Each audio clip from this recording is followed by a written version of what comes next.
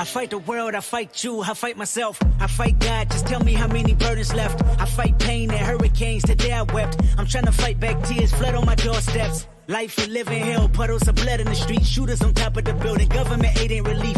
Earthquake, the body drop, the ground breaks, the poor run with smoke lungs and scarred face. Who need a hero? You need a hero, look in the mirror, there go your hero. Who on the front lines at ground zero? My heart don't skip a beat even when hard times bumps the needle. Mass destruction and mass corruption, the souls of suffering men, clutching on deaf ears again, rapture's coming. It's all prophecy, and if I gotta be sacrificed for the greater good, then that's what it gotta be. Pray for me, take my pain for me, save my soul for me, 'cause I'm alone to see. If I'm gonna die for you, if I'm gonna kill for you, then I spill this blood for you. Hey, hey, hey.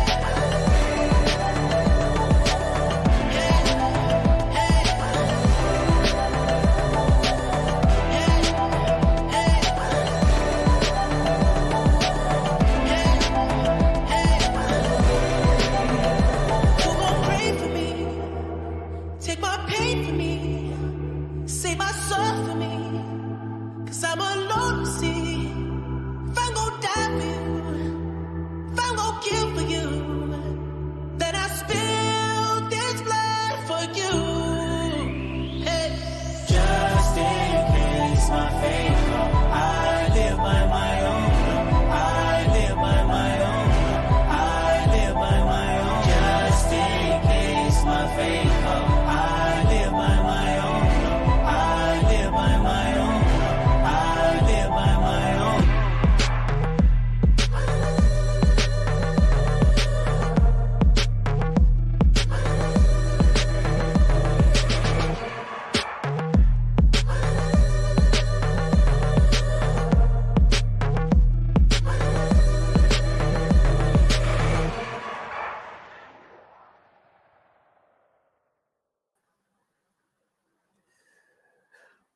Okay, I think we are live. How is everybody doing? What is good, everybody? It is the Godfather of VR, the ageless one of the man, Lincoln Clay, and welcome to Wakanda for another edition of Live from Wakanda. Let me just double check and make sure we are all good. For another edition of Live from Wakanda, let me just double check. So I believe we have Mr. Harris in the Royal Palace. Yes.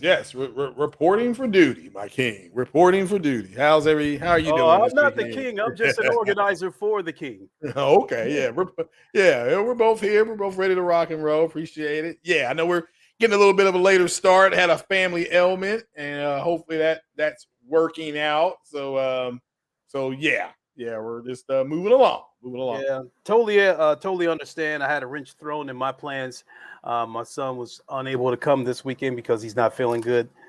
So it sounds like that stuff's going around, man. Yeah, it's unfortunate. But other than that, how's your week been? Oh, it was okay. Yeah, busy. Yeah. Started the new gig last on the 13th, and just been busy with that.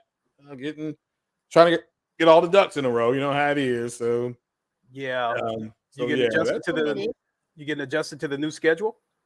Yeah, I'm not used to. I've been working 12-hour shifts for almost the last 7 years, and not getting off until 7:30, and then not getting home till a little bit after 8.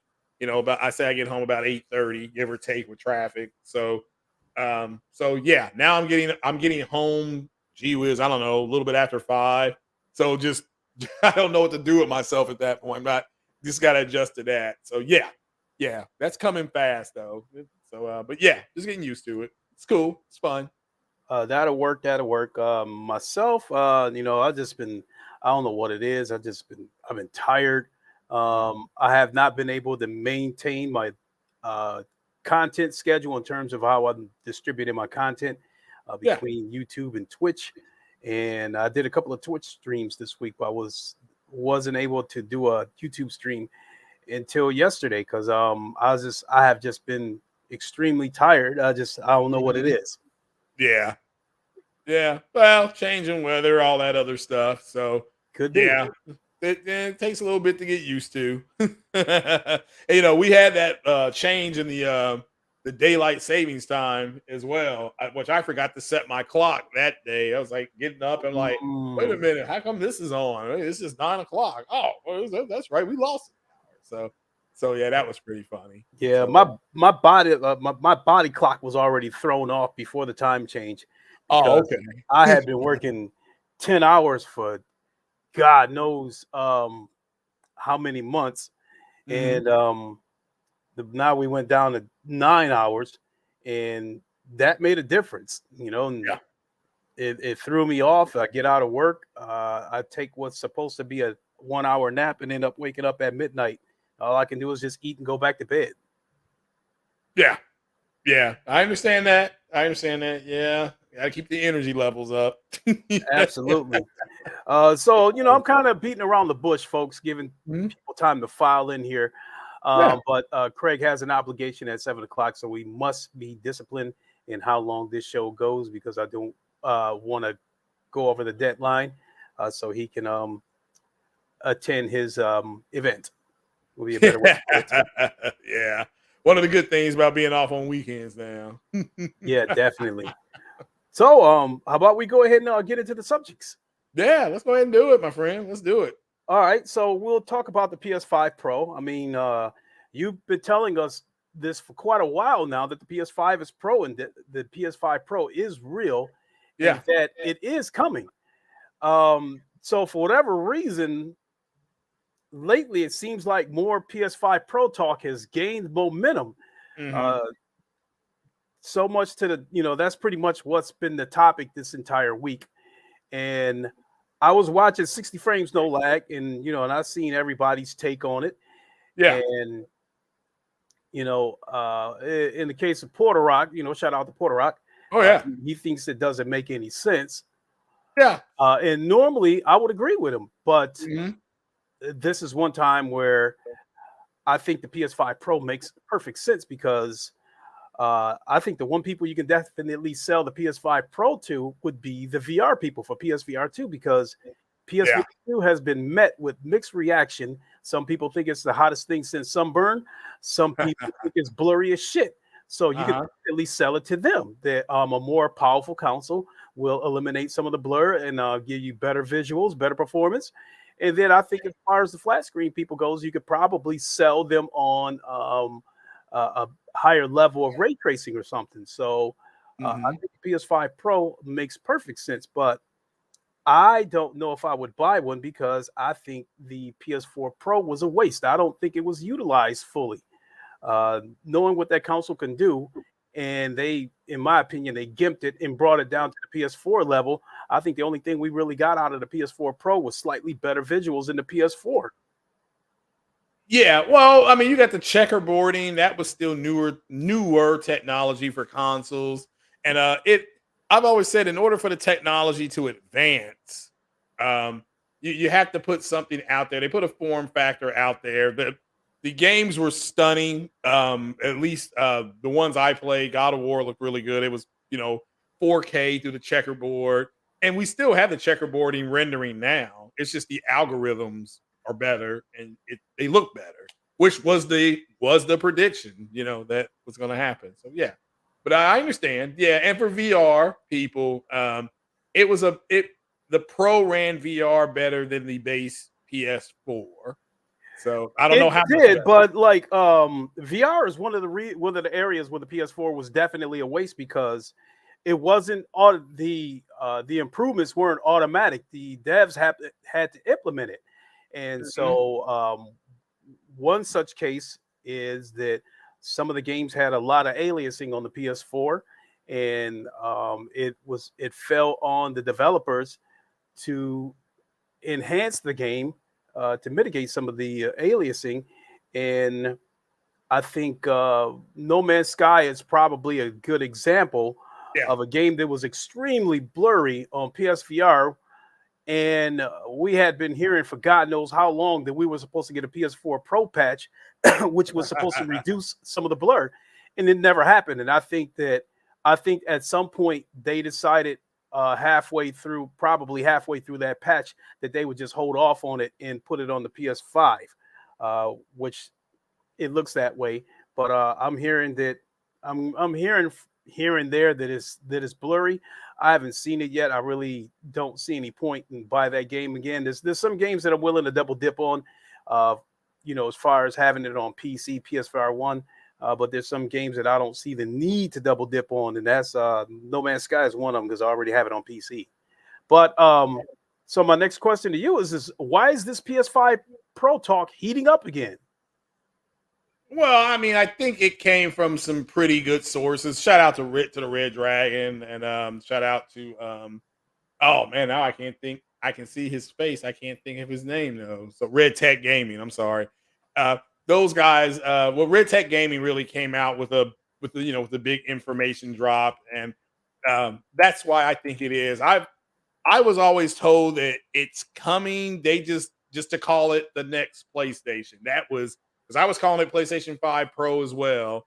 And then I got told, hey, just call it the next PlayStation. So then it had to separate. Well, is this the one you keep hearing about with the PlayStation with the new form factor that's going to just be a digital PlayStation 5 that has a form factor with a Blu-ray player separate?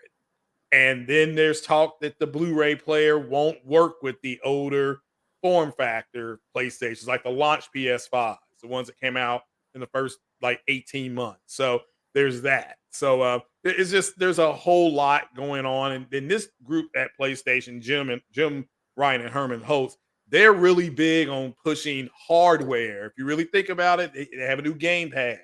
They have a PC as far as PC monitor. So just looking at it like that, I'm like, yeah, it makes sense. But it's the first thing they're going to do when they put something out is they're going to tear it down and say, how can we make it better?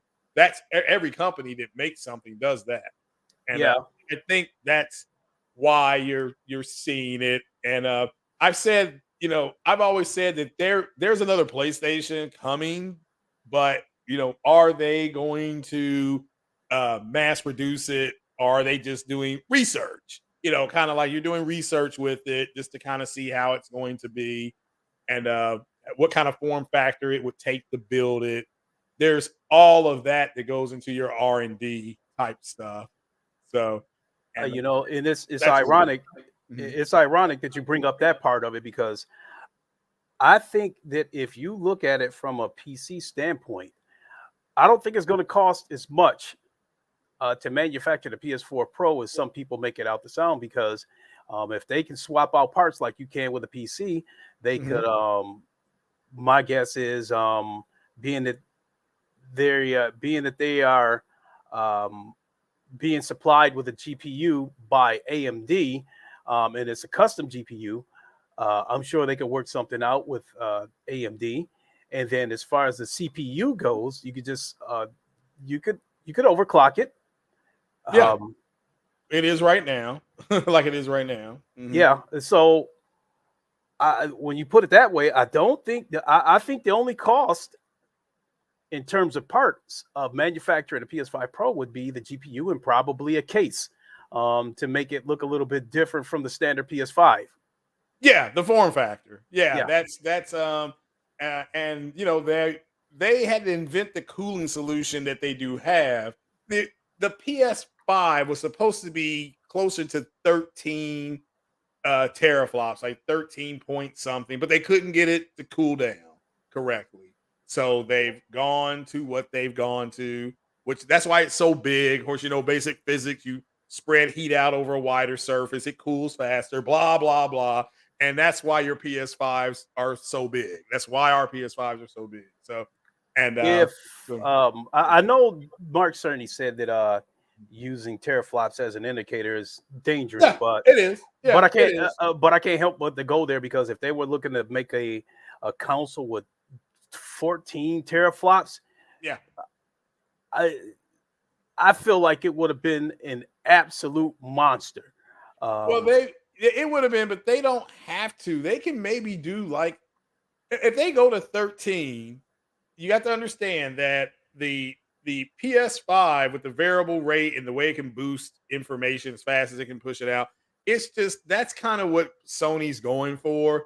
The AMD approach, who AMD makes these consoles, the AMD approach is we're not going to be able to give you something as good as what NVIDIA has, but we can give you something cost to performance that's going to make you happy. And in some cases, will outperform the NVIDIA card in some cases, right? Yeah. So, but not in, overall at about an 80% clip, NVIDIA is going to outperform them. But that's, that's kind of, where people need to remember they're looking for twice the performance. That doesn't mean they need double the T flops. Like this, they're at 10. What could they do at say 13.6? Well, what they could do is maybe this, and this. Or what can they do at 14? So you have to look. That's the way Sony really does look at it. And they're not the only company that does that, but the company that they're partnered with, AMD, that's the way they look at things. So, that's the way I've always been taught. When you're partnered with somebody and that partner is, Sony does help with their form factors and stuff like that. And the way the PlayStation works, the way each component kind of talks to the programs are talking to each other. That's Cerny and Sue. And people need to remember Cerny and Sue worked with each other on the PS3 with the cell architecture. And that's why I've nicknamed the PS5. And they got ran out of the room. Sue and Cerny got ran out of the room, so to speak, with their cell architecture. So the PS5 is their revenge. I've always called it that. I said this is Lisa Sue and Mark Cerny's revenge. Yeah. My only issue with a PS5 Pro is that there would be games out there, in my opinion, that would run on the PS5 Pro, but would not be able to run on the PS5. Therefore, it would not come to fruition. Well, why not? Why wouldn't it run on the Pro? No, the other way around. There would be games out there that would be able to run on the Pro, but may not be able to run on the PS5. Therefore, we might not ever see it. Case in point, there might be, let's say there's, in my case, a VR game that would be able to run on the PS5 Pro, but can't run on the PS5. They've got two choices: either get that game down enough to get it to run on the PS5, because Sony's going to want parity between the two consoles, or we just don't see the game at all. Well, that's I guess a fair way to look at it. I just look at it differently. All the Pro would do is it would give you like better ray tracing. Like let's say Cyberpunk. Let's just use a multi-plat game. Cyberpunk on the PS5 is like 30 frames per second. When you turn on ray tracing, the Pro in theory PS5 or the next PS5, it would run that game at 60 or close to it, or make it open frame.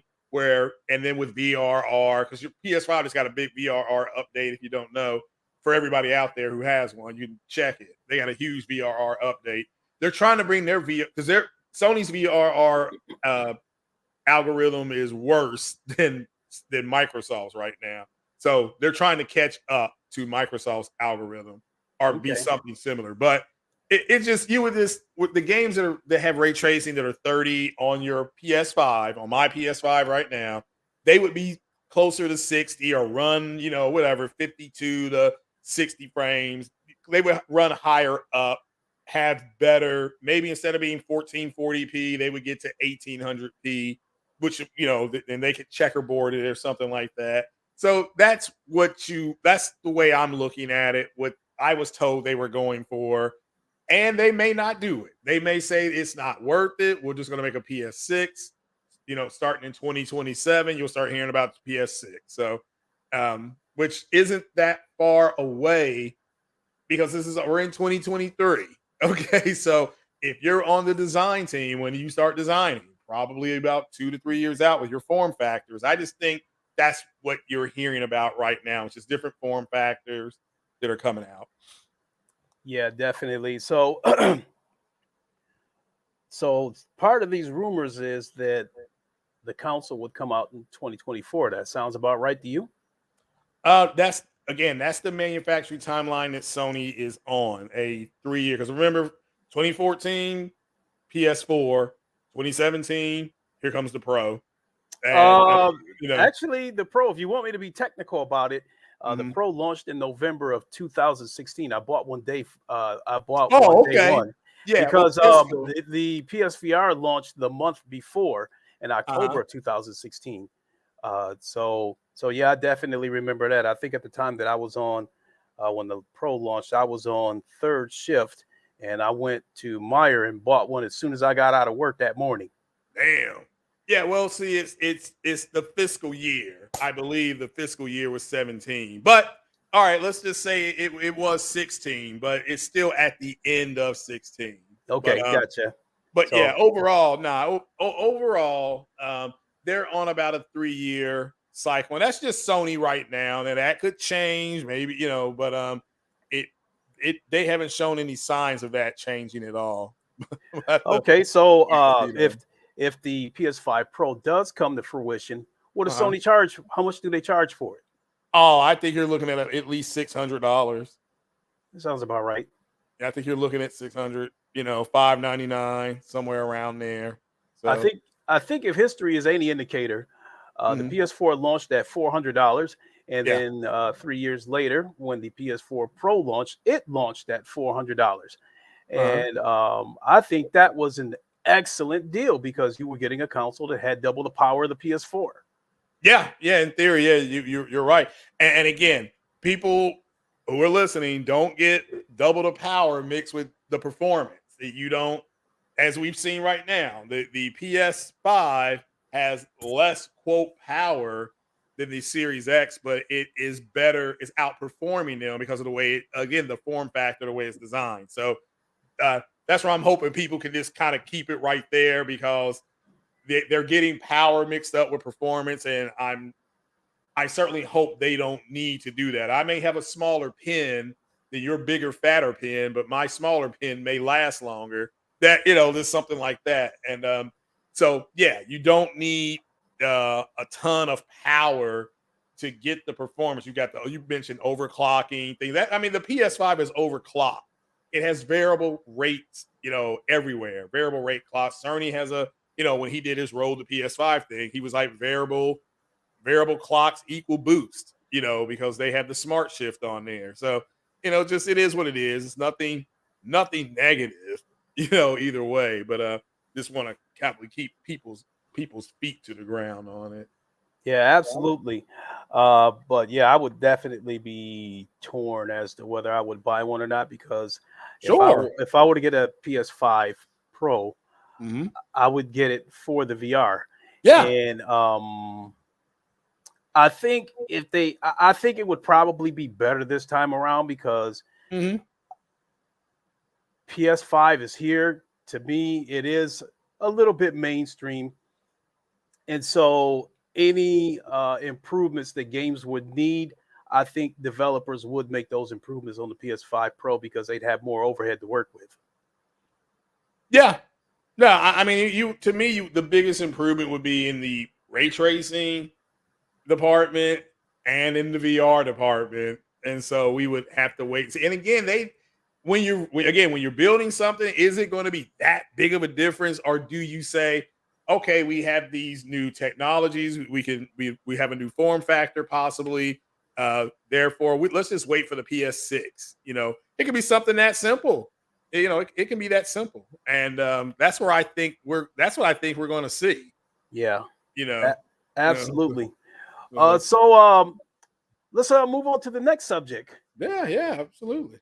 So today I made a post on Twitter and I kind of knew it would get a little bit of steam, which it did. Hmm. And at the last second, I decided that that would make a good topic. So, what we're dealing with here is that Microsoft has revealed the earnings of Google, Tencent, and Apple. Microsoft has revealed their earnings in an effort to plead their case as to why they should be able to acquire Activision. Sure. And I kind of find that to be I don't know if it's a hypocrisy is the word that I want to use, but Microsoft has hid, not only has Microsoft hid their numbers for the longest, Microsoft tried to change the metrics. When PS4 was kicking their asses month after month in sales, Microsoft decided to try to move the goalposts and decided that no, we're not measuring success by sales anymore. We're measuring success by engagement. How many bananas somebody ate on Sea of Thieves, and how many times they turned on, how many times they turned on their Xbox, and that kind of shit. So, so I think that's to use street morale. I think that's a bitch move on Microsoft's part. Did you keep your numbers a secret, but you putting everybody else's business out there? What would you make of something like that? Well, I read the article. I think I read the article on TweetTown, and I understand what they're trying to do, and there is hypocrisy with what they've said in the past, and they're doing their job. Sony's doing their job, and the regulators are doing their job. So, to me, it's just like, well, if I'm Microsoft, I put out the same information. It wasn't hidden. They just changed the way they were going to have to release it. If you really wanted it, you could go find it. You would have had to file a Freedom of Information Act or be a shareholder. But people got to understand, Microsoft, if Xbox doesn't even hit the numbers that they project out, like Microsoft stock did not go up or down. So they can absorb it, the way, and again, they laid people off. There was I think, shout out to Porter Rock again. He did put out an article. It was a week old, but like nobody read it, how Sony was able to negotiate the water, so to speak, and Microsoft and other companies did not. And that, unfortunately, is where you saw the layoffs and then other people quitting. So, but again, as far as what's happening, the CMA already knew these numbers. They just are letting it leak out at this point. These are some controlled leaks. I think they're trying to let people know, maybe indicate where they could be leaning without letting them know too much, is what I read about that article. But we really don't know. I think Sony has done their job. I mean, shout out to Reforge. He did a real good 2-minute kind of a rant about how Jim Ryan is doing his job, and if he doesn't do his job, then he could get fired by the shareholders. So he's got to say, we don't want your lousy ass deal, which is what he said, and they have a right to try to block the deal, to put up why they don't like this. And Microsoft has every right to say, well, here's why we need it, or why we want it. So, and the regulators are going to just kind of hopefully fall in the middle and say, they're either going to say yes or no. It's just, that's the way this is. If they feel it's going to harm their consumers, again, they're going to say no. If they feel it gives them an unfair advantage, they're going to say no. But what Microsoft is saying is, we need this just to compete, in all these other areas too. Look at this. We've got these deals set up, and therefore you can't say we're going to take advantage of people. And so everybody's doing their job. That's kind of the way I look at it. Yeah, everybody's doing their job on the outside, but I think it's only a matter of time before this deal get done, because I am still of the belief that Microsoft will keep knocking on regulators' doors with a briefcase full of money until somebody finally takes.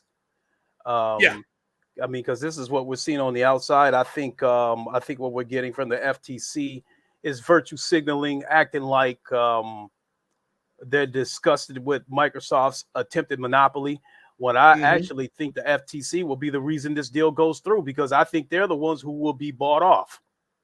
Well, they're doing their due diligence, and if they approve it, then that means it went through everything that it can go through.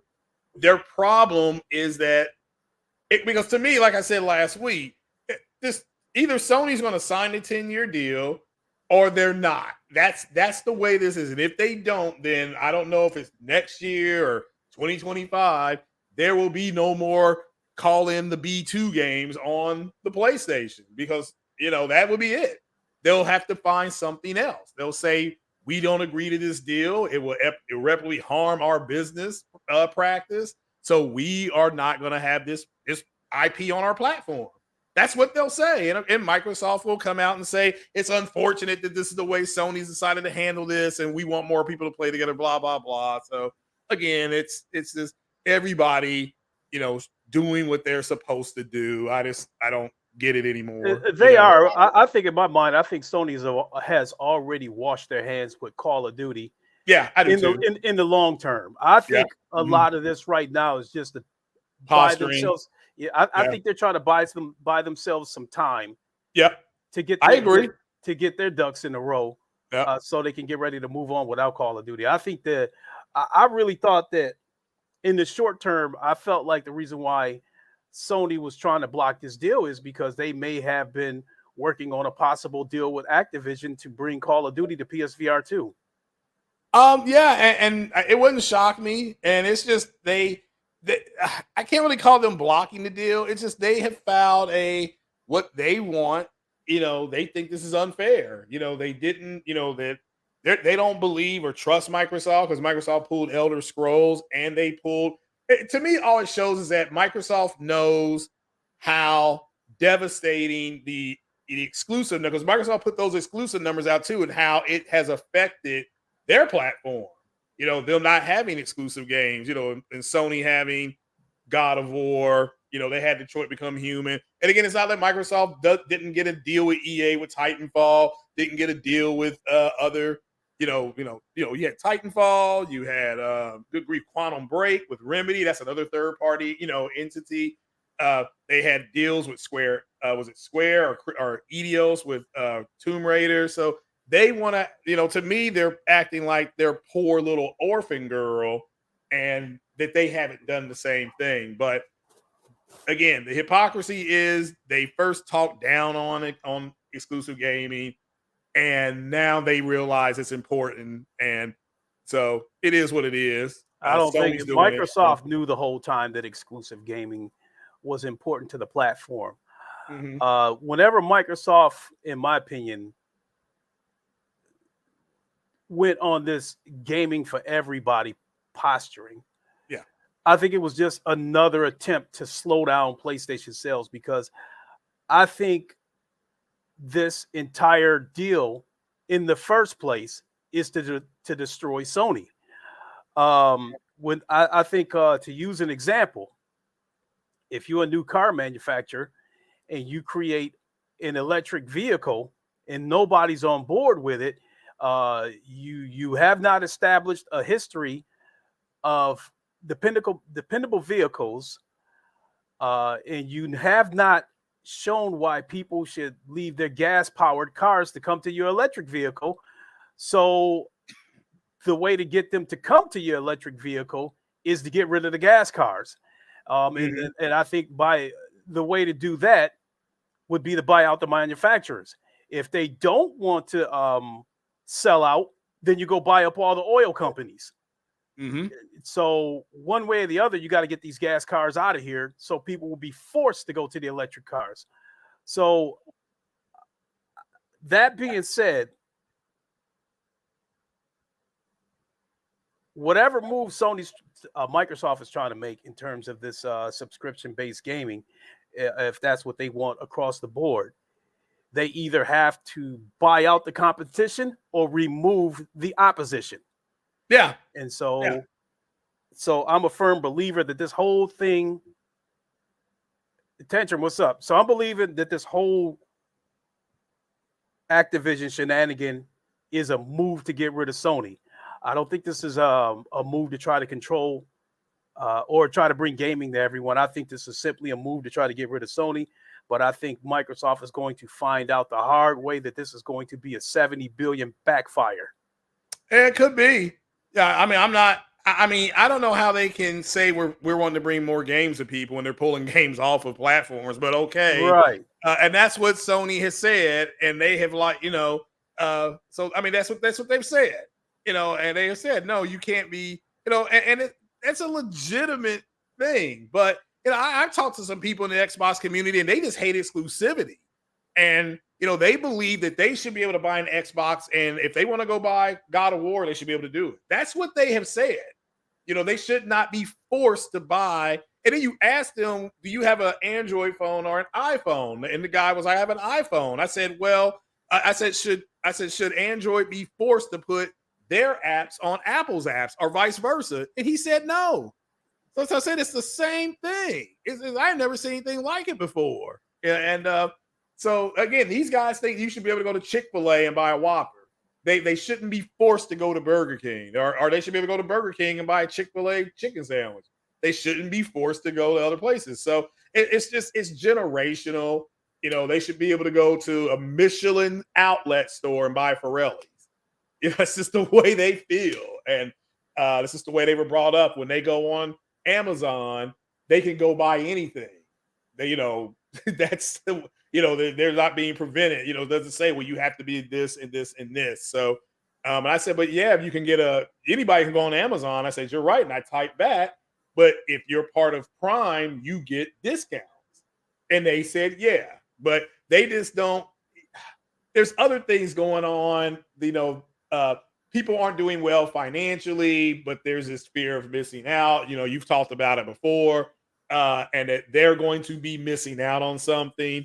And overall, it's a societal issue. Sony, when you said that Microsoft wants to destroy Sony, they do want to destroy their subscription service. That's what Jim Ryan ultimately told these regulators at the CMA. He said, we want the deal to be blocked because of it. And he listed it, and he dropped the mic and he walked away. So now it's up to Microsoft and the CMA to say yes or no as far as this deal is concerned. It's like I said, it's the only thing I'll add at the end here, bringing the plane for a landing, is that these content creators that say that they can't create content or there's no news out there because of the ABK deal, those content creators are full of shit. They're suck content creators. So, I mean, you should be able to find, I found information this morning, and I've been at work all week. And I just kind of woke up this morning. My mom was calling saying she wasn't feeling well. Before I got on over there, I was up and looking at some information. I was like, okay, I can talk about this, this, and this. And this is before I, ended up going over there. But they're just trash ass content creators. So that's who they are. And they are dependent on, like I said last week, they're stripping and stunting for super chat money.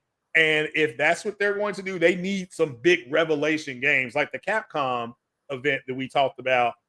That was a good event. It was good. It wasn't fantastic, but what these trash ass content creators needed was the demo. Had they not released that demo, which is a good demo, I enjoyed it, they would have been mad at the Capcom event, even though you got some good announcements. You got some real good announcements there, I thought. So, but they were saying we need a demo. We need a demo. So I think a lot of people are putting content out based on the big show, the big shark type of theory that we learned about back in the day. Yeah. So you brought the plane in for a landing. So before we disembark, I wanted to say that I think that every time Microsoft says something ridiculous and continue to keep this circus going, I think every time they say something, I think they just up the price with the FTC in terms of being bought off, because Microsoft is acting like that company that's damn near about to go bankrupt, and that's why this deal has to go through, because it'll bankrupt the company. A lot of people will lose their jobs. It'll destroy 1/3 of the gaming economy, that kind of stuff. But I think what that does for corrupt regulators is up the price. Okay, Microsoft comes to somebody with a briefcase full of money. Nope, FTC suing you. They come back with 2 cases full of money. Okay, we're here, you're out. We'll set a date. Come back with 3 cases full of money and so forth. So I think every time Microsoft opens their mouth, they make themselves look more desperate. And I think corrupt regulators that can be bought off, I think that ups the price tag. Because I'm still a firm believer that this deal will get done, just for the simple fact that Microsoft will grease some pockets. Yeah. Well, I don't think. I think they're.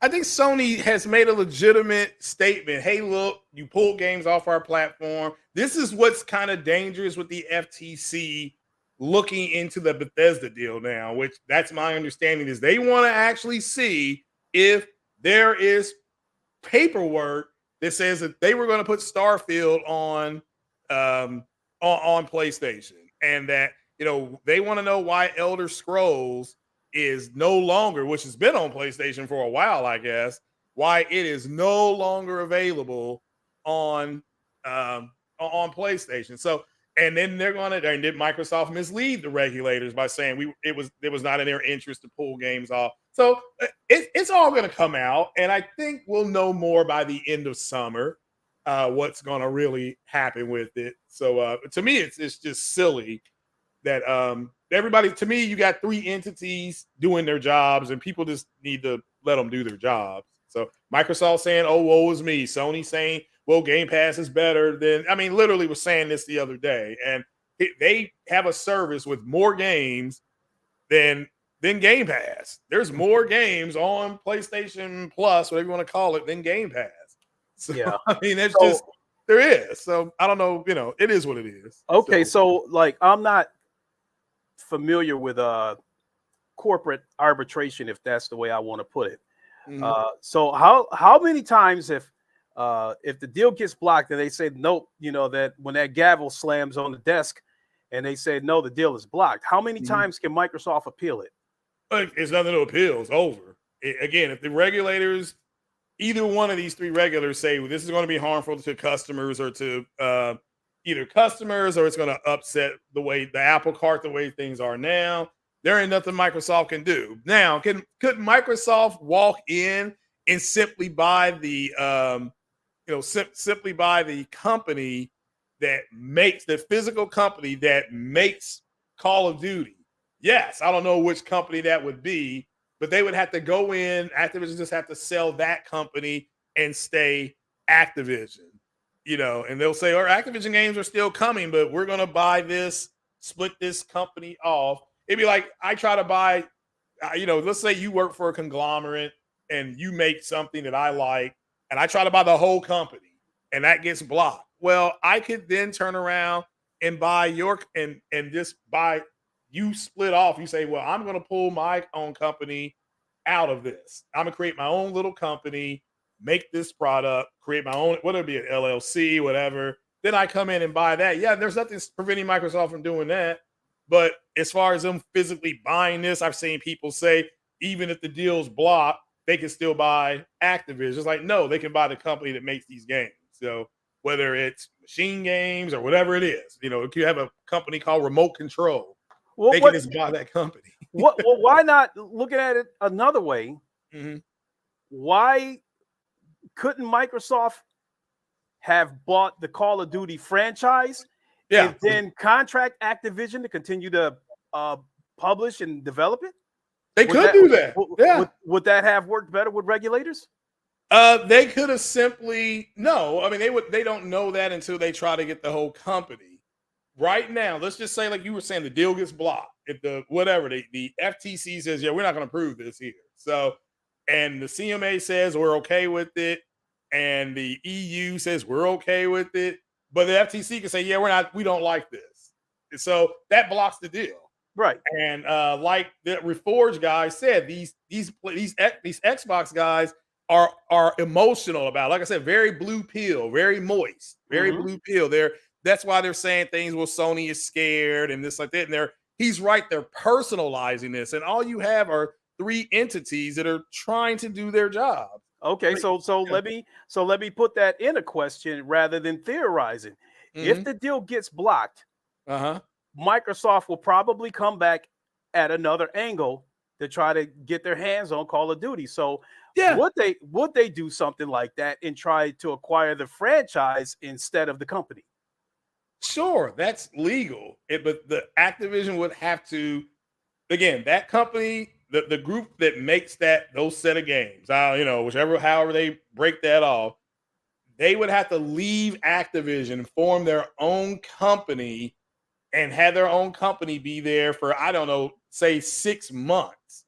and then and then go ahead and buy it like that. Very similar to what Jade Raymond did with Haven. She left the company she was at. She started her own company. They were in business for a few months, and then all of a sudden, she starts working hand and foot with Mark Cerny on whatever game they're working on, and then Sony swoops in there and buys them. Okay, so if a group breaks out of Activision to form another studio, how would they be able to take Call of Duty with them in order to sell it to Microsoft?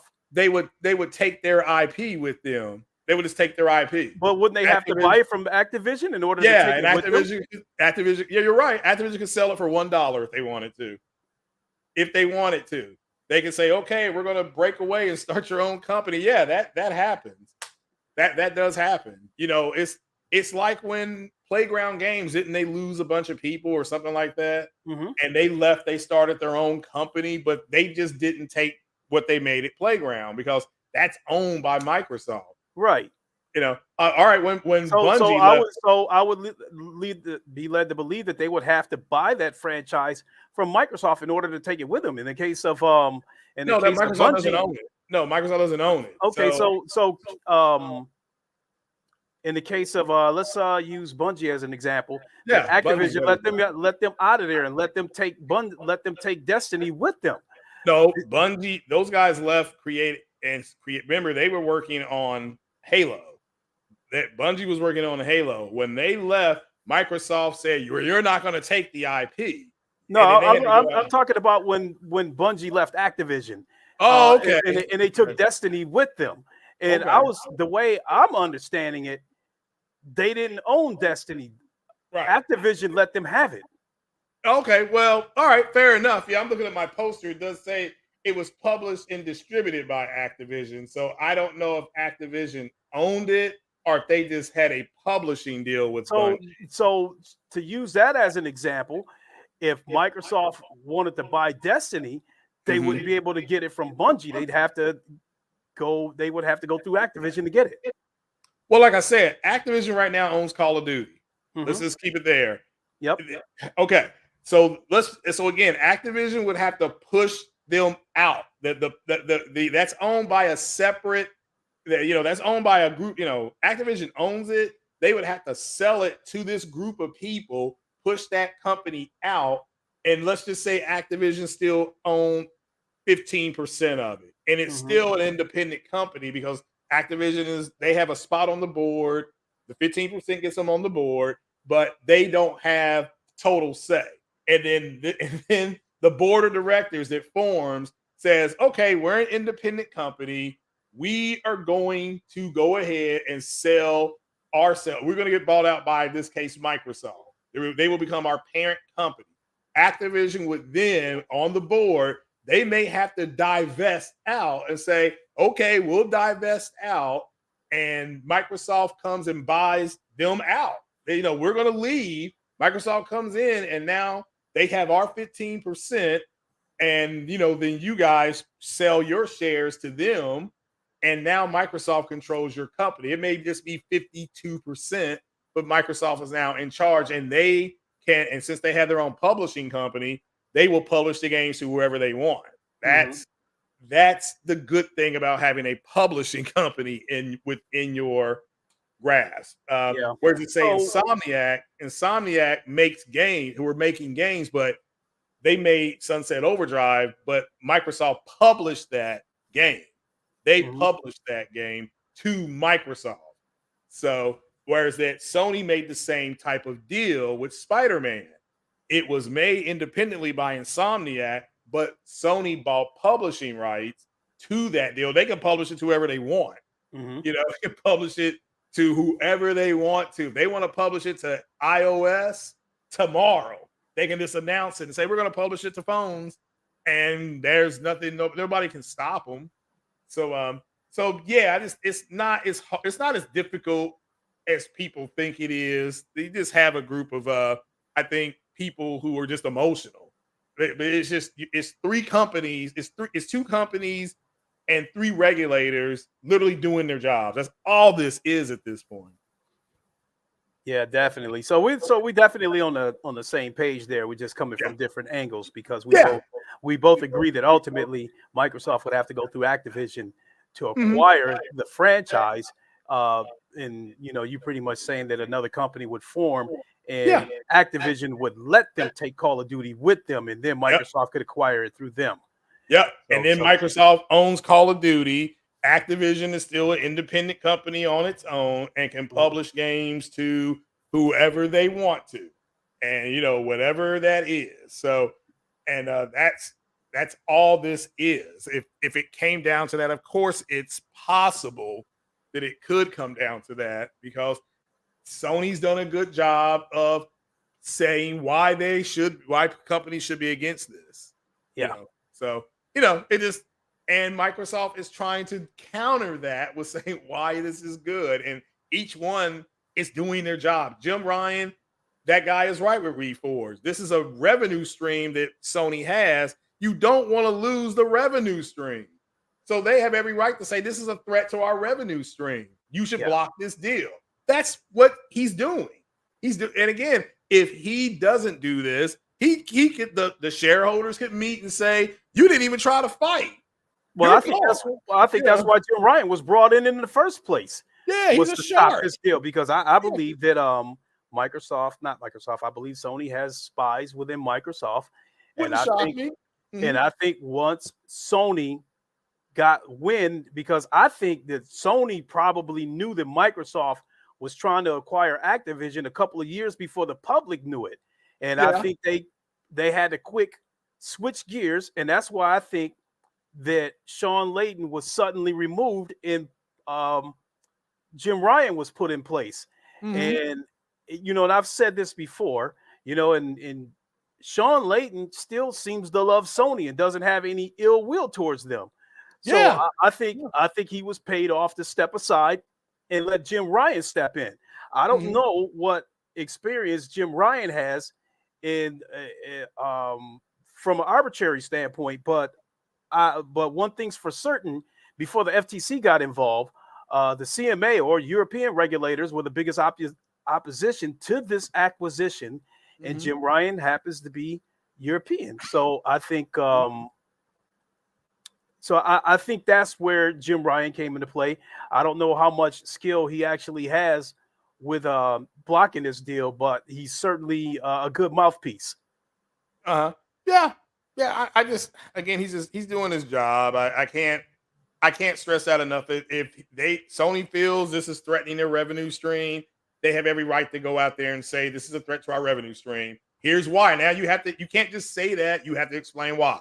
Yeah. They've explained why it is. So now the CMA and the EU says, okay, Microsoft, what do you have to say about this? And then this is when all the back and forth starts. But they're doing, Microsoft saying, oh, woe is me. We can't compete.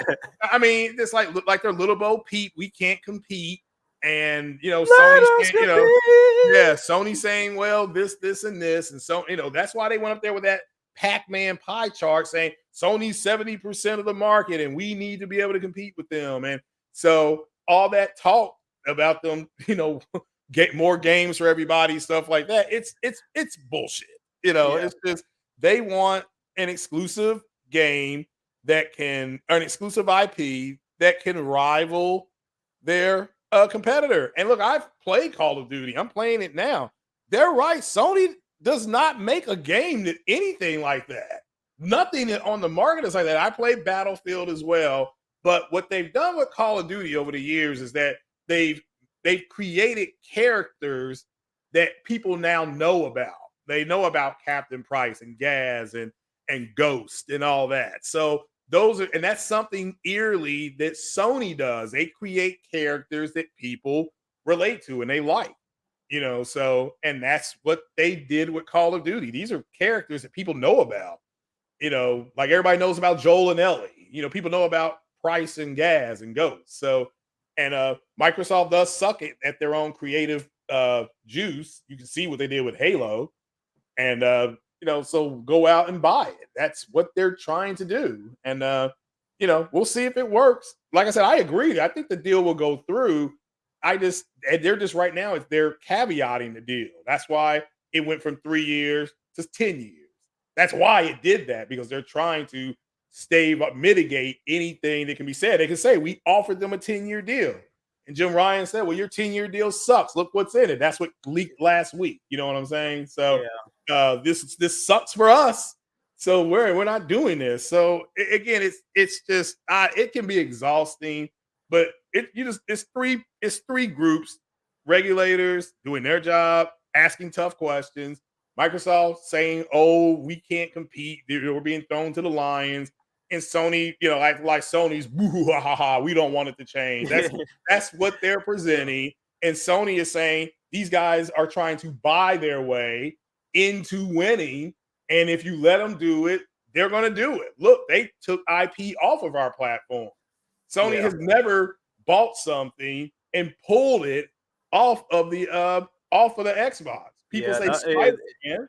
Activision made Spider-Man games. When the rights went back to Marvel games went to Xbox first. They went to Microsoft first and asked them what do they want to do, and Microsoft didn't want nothing. So then they went to Sony. That's what happened, and the rest is history. Yeah. That being said, I'm a firm believer that people talk about how nothing's going to change because how much money both sides would stand to lose, and I'm not on board with that theory, because I'm a firm believer that you're not going to pay $70 billion to obtain a franchise just to keep things the same. Because, if you plan to keep things the same, why do you need to acquire them? If they plan to keep things the same, why are Sony going to these extremes to block the deal? So obviously, Sony smells that Microsoft stench. So, yeah, well, like I said, yeah. To me, it's silly. I've already said that 100 times. It's just it is silly what people are willing to do, and say, and the emotion that's behind it. Like I said, very, very blue pill. Very, like I put out that one dude. Shout out to OG Silverback. These dudes are just stupid at this point. So I just roll my eyes at it. Definitely. So we are I would consider us to be at third base. I think we got through the meat and potatoes of what we wanted to talk about today.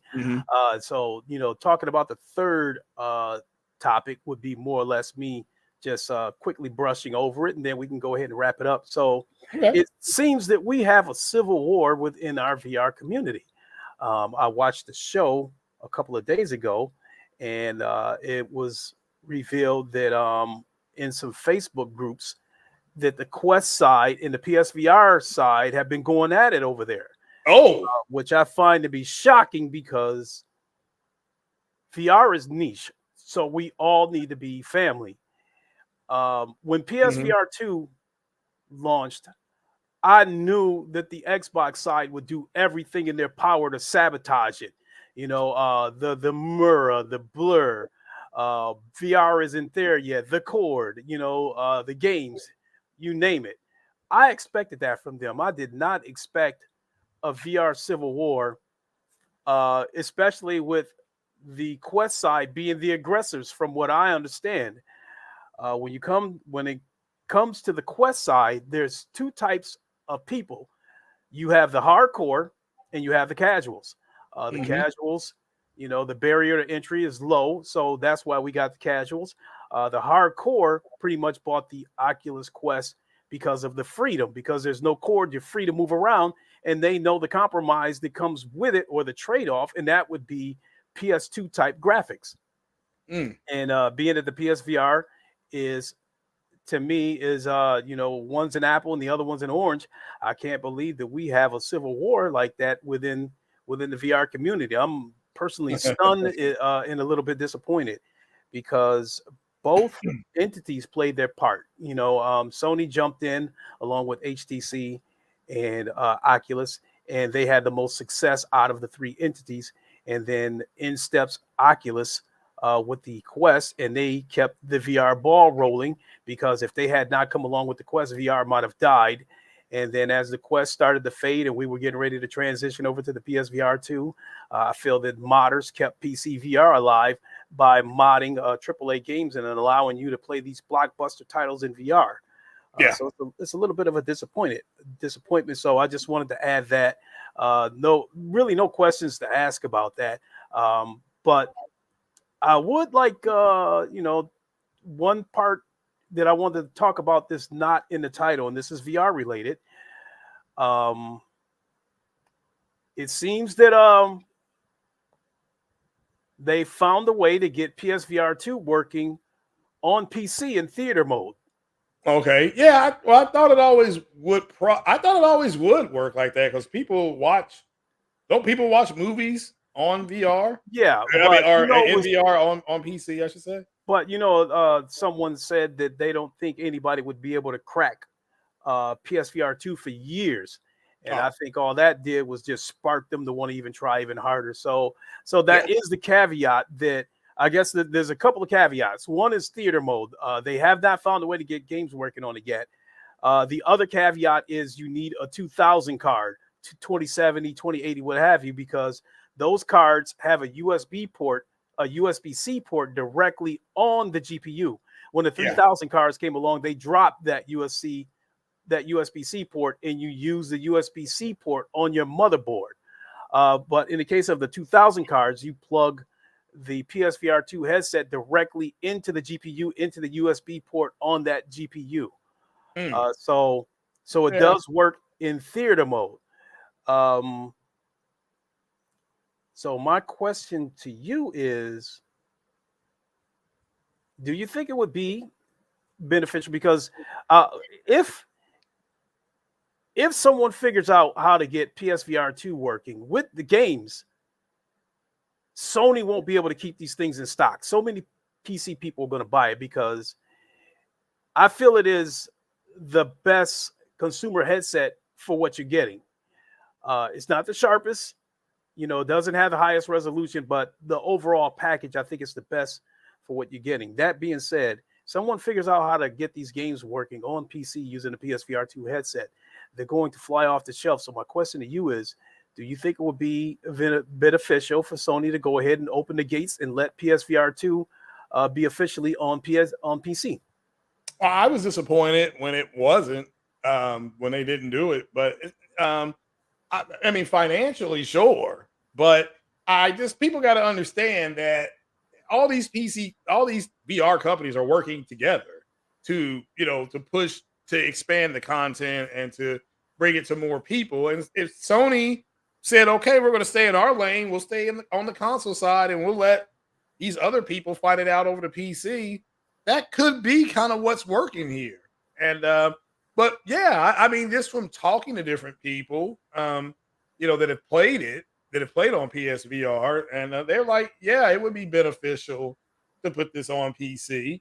But the PC's dominated by what? Oculus. And there's something else called, because I'm looking into it, called Track IR, that was going to that does a lot, not the same, that does a lot, doesn't have the same immersion, of course, but it does a lot of the VR stuff. Kind of, it's a cheap man's VR. So we'll just have to kind of wait and see how it turns out. I just think Sony could be just staying in their own lane, which is fine. We're going to stay in our lane, and our lane is here. So these people just got to let stuff express. I've said this multiple times. It's okay to let things kind of come out and see where they land. Doesn't mean by 2028 it won't work. They could jailbreak it, so to speak, or put one out. Or say, yeah, we're going to put one out for PC, and it's going to cost the same amount of money. It's going to cost $550. So yeah, I think somebody will figure it out, because they figured it out with PSVR 1. They found a way to get games working. You had to use a third-party app in order to use the headset, but only the headset worked. The controls didn't work. So in my case, if I would have wanted to use it for sim racing, then yeah, I absolutely could have used it. Or even a game like Star Wars Squadrons that don't require the use of move controllers. I could have used it for that. So I think at least in that aspect, somebody will eventually figure it out. And I think PSVR 2 will eventually work on games that do not require the sense controllers. Yeah, yeah, it wouldn't. I've always said, yeah, I think it's in their best interest, but and just because something is one way now doesn't mean it's going to be that way 25 years from now, or 2 years from now, or 4 years from now. So and that's why I said people were asking me about what about the flight sim stuff. I said, well, just because they don't have it right now doesn't mean they won't have it 2 years from now or something like that. So you have to give them time as consumers to do it, to get it done. It's okay for it to, and once it's out, it's out. So Right. people got to be a little bit more patient. Absolutely. So I think we've flew through the topics. That's pretty Right. much it. What I've got there. So I think before we wrap this up, I do want to let everybody know to tune in to JTech's PlayStation Nation at 2 p.m. tomorrow EST, because I will be a guest on there. JTech asked me to come on as a guest and talk about Microsoft snitching out the other companies of their earnings. And I think even King Thrash might be there too, because he's asking what time it's going to take place. Oh, well, like I said, to say that there's dry snitching on them that's unfair. What if the CMA asked them for that information and they had to, and the CMA may have, people got to understand, the CMA may have had that stuff for months. They just now are letting it out. But I understand what you're saying. Absolutely. So how about you shout yourself out and let everybody know where they can find you? Oh, yeah, Craig the Tech Guy. Go ahead and follow me here on YouTube or Twitter at Craig Harris. What is it? 2468, I believe, on Twitter. And then if you don't want to do that, you want to follow the podcast, just come on through and hit the like button and sub and leave a share. We don't nobody's over there stripping and stunting for donations, though, this in case you ask. So Absolutely. And I think last thing before we get on out of here, how's the PSVR 2 fun going? Oh, well, like I said, it's good. It's good. It's just a matter of getting on to Sony Direct and seeing how that's going to work out. Like I said, I'll be doing my taxes, getting that done on next Saturday, the 25th. So yeah. So how long? So if everything falls into place, what kind of window are we looking at before you get one?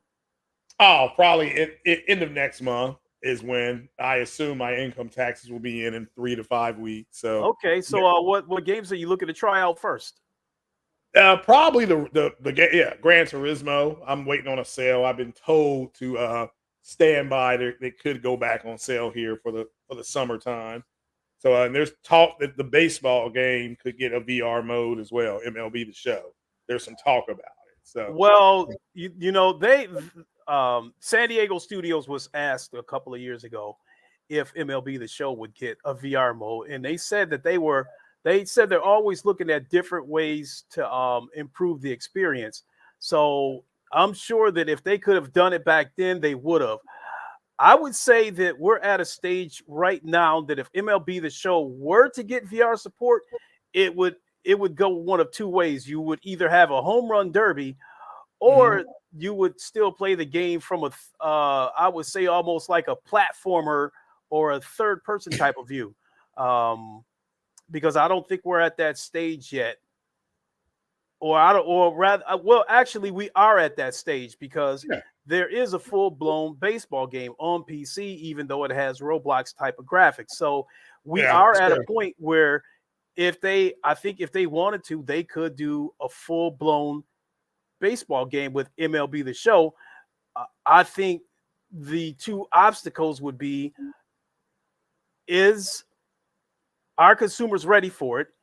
And I think if people are not careful, there's a strong possibility people could get hurt, damage their controllers or whatnot, because you might have people that might take the pitching part of it too seriously and throw a pitch and forget to hang on to the controller, and it flies into the TV and break, that kind of stuff. But yeah, I would absolutely love to see a full-blown baseball game, MLB The Show. I mean, that would pretty much complete the dream. That's Yeah, I mean, all the major sports in VR, we have full blown versions of those games, but again, they're on the Lego block level. Yeah, yeah, we're ways off. I've said to people just because. Again, let me make this clear. Just because something is one way now doesn't mean it's going to be that way 2 or 3 years from now. I remember a time, because I follow the movie trades, just wrapping this up, and I've said this before, where Kevin Feige of Marvel was trying to get Spider-Man into the MCU. Amy Pascal at the time kept saying no. Then eventually she took the meeting. And that meeting led to another meeting, which led to other meetings, which led to other meetings, and now Spider-Man's in the MCU. So people, this whole thing of stuff will never happen, things like that. Just you have to be patient. That's all I can really say about it at this point. So Yeah, absolutely. So with that, folks, I would like to thank you all for coming to Wakanda, and hope that you have a safe journey home. And I think we'll go ahead and leave it there. And I know I asked you this once before, Craig, but do you have anything else to add before we go ahead and close shop? No, that's it, man. Just keep on playing and keep supporting. Appreciate it. Hit that like button and share the care. And appreciate everybody being here, from Ice Queen to Hole and Dan Sock to everybody that's over there. Listen, BD. Shout out to everybody that came by and just leave some comments and share the growth, man. We'll getting it going. Definitely. And with that, I'm going to leave you all with All the Stars by Kendrick Lamar. And we will see you next week for Live from Wakanda. Until then, you all know the line. Wakanda forever. Long live the king. And deuces. See you soon, everybody. Have a good one. Peace.